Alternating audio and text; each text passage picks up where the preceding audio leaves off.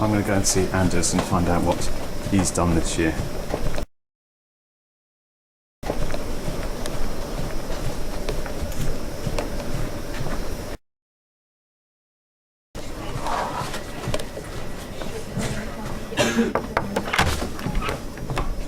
Fred.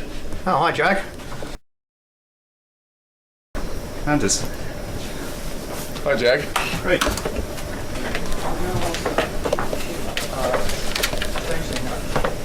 Take a seat. So, Fred, so what have you been up to? What have you done this year? And what does it mean to our customers? Well, I think the most profound achievement in this time frame has been the telephonicization of the O2 standards endeavour. So, What's up? pretty good. So, what have you been up to? You know, I'll tell you, we have a very important program on next generation messaging on Go. We call it MM&P. So John, what have you and your team done this year? Well, this year's been a year of change for my team. The only thing I knew personally about broadband was how to plug it into a wall and how Wi-Fi worked. Okay, so in 2006 we did quite a few things, but the big projects that I'd just like to mention here are we had something of a second coming for the KPIs. You know, Jag, it's been imperative to achieve international cross-company harmonisation of appropriate policies and recommendations. And to do this, we've ensured proactive outreach to fully embrace the Anglo-Hispanic cultural divide. It is based on a SIP and IMS foundation, and it's using OMA standards. We are currently promoting it through key industry fora like GSMA, 3GPP and OMTP. We've had a year of change with convergence. As you've all seen from the industry, convergence is happening. In fact, the relevant normative standardisation can only be elaborated through a collective and consensus-based determination using peer-level review and representational lobby mechanisms. We had Enigma, of course, part of a very big team, which included a sub-project at one point which was called Cypher, which none of us could decipher, but luckily that went away. Moving from a CS-enabled technology like IMS IP will make a big difference to QoS and provide a presence-enabled customer experience. The world changes, but it always stays the same. So what we look at is what we're doing today, but do it in bigger and better ways. And IMS allows us to do that, but IMS has a few challenges as well. And one of the challenges is how we'll deploy it into the network. We will integrate it into the SDP, of course, and make sure the DPP and the NGN networks architecture is completely aligned. Our team has been the instrumental focus in the collaborative delivery of strategic technology enablers to support our business goals within the global multicultural industry continuum.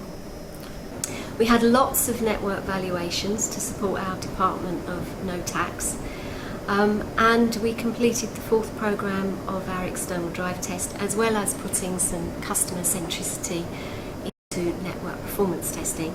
We want to avoid a suboptimal process, and we want to maximize innovation building on the group-wide synergy fora you're aware of, like the TMDDC, the TPDC and the CTO forum. I learn new big things every day when Dave walks out of his office and asks me to do something. We also did something called PPA with PwC, which didn't help a customer or a network, but it did kind of mean quite a lot of money to Telefonica. And another achievement, I got my BA Gold card. What do you think, Jag? Yeah. Maybe you want to ask me something else, Jag?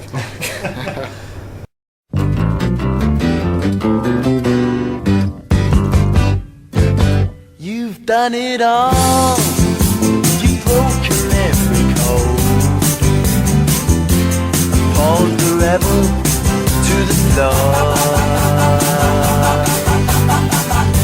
You spoke the game, no matter what you say. But only metal, what a bore. Blue eyes, how can you tell so many lies? Come up and see me.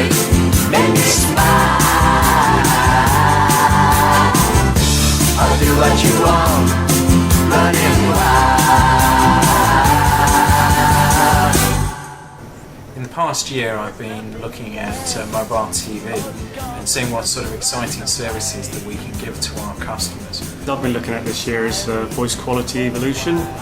We all know what we get in terms of voice quality today with GSM and 3G networks. This year I helped develop a SPAN code of practice in GSM Association, in one of the working groups there. Just talking to a lot of other operators about how we want services to work, and this can benefit the customer in many ways, particularly ensuring that services do work properly end to end. It's on the actual network architectures and how they're going to evolve. There's a new system architecture coming out that's all IP with no circuit, and what that's going to give customers. Delivery of the policy and strategy for IMS, which is the IP multimedia subsystem. Mobile TV, running a trial in Oxford, which was very successful, and then for the latter part of the year has been working on developing what we're going to do for a phase 2 trial that will start in April of next year. Yeah, my major project this year has been managing the UMTS 900 trial on the Isle of Man. I've been working this year on pre-release 7, and that's due to be delivered next year. That will include a lot of interesting whiz-bang services for customers. As far as Enigma's concerned, I guess it's given us the suppliers that we want in the core and the radio network at a price that we can actually afford. Working with Jesus Arango in Spain and looking at a subject which was KPI synergies.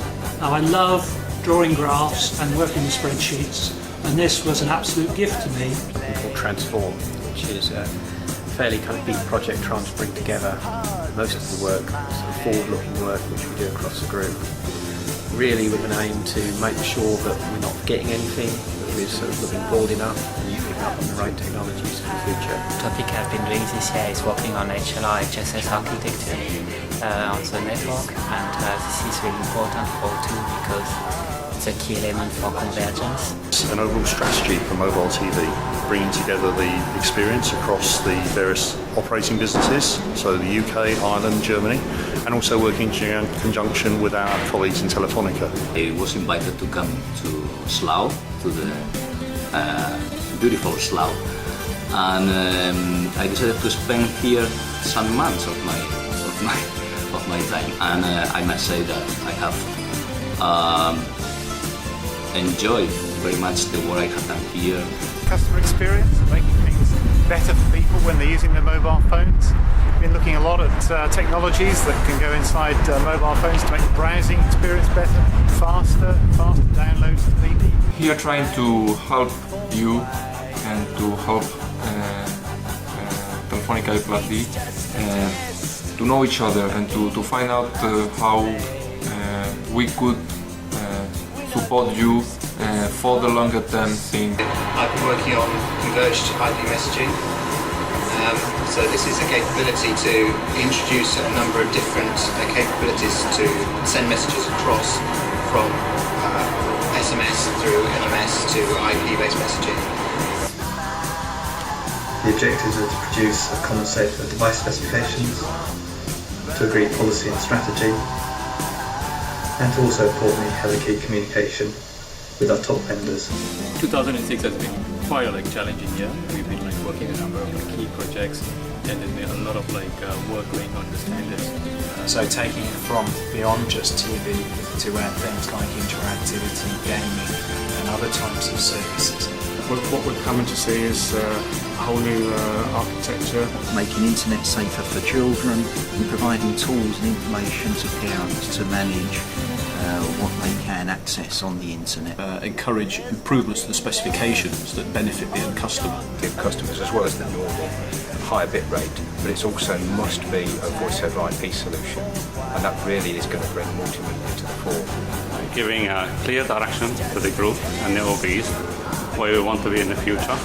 Benefits to the customer of both of these activities are around a new innovative service that we will be able to offer to them. Potential to reduce network costs by 50%. Making sure that as we move towards an IP-based service environment, that the end-to-end quality of service and the customer experience is maintained. Access to the best technology that's on the market, access to features when the market has them. Therefore we are trying to be very careful when we make our comparisons. Very much around a whole sort of range of things, whether that be reducing costs so that prices can be reduced and we remain competitive, or basically about new things coming along which obviously make for better experience, better user experience. To us this kind of structure in order to keep the cost down and ensure the best pricing for our customers. And to come up with a compelling and inspiring customer experience. To guarantee to customers enjoy new advanced services like voice,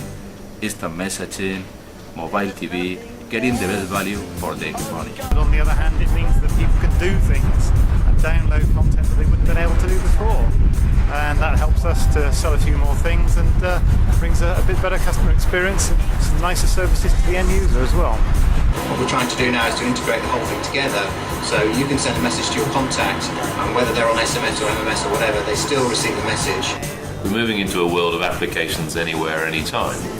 That really means for O2 we need R&D, research and development, that's geared towards bridging the gaps in our knowledge when it comes to bringing together the automobile industry, the relevant universities and communications technologies. We're looking at ways in which we can bridge across between the health sector, the university expertise in this area, as well as communications technologies. Such as instant messaging and voice over IP.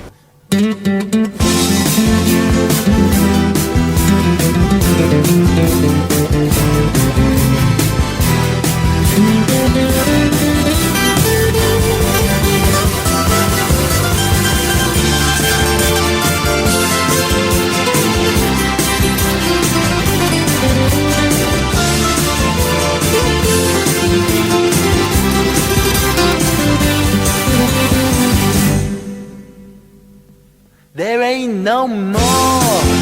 You've taken everything from my belief in Mother Earth. Can you ignore my faith in everything?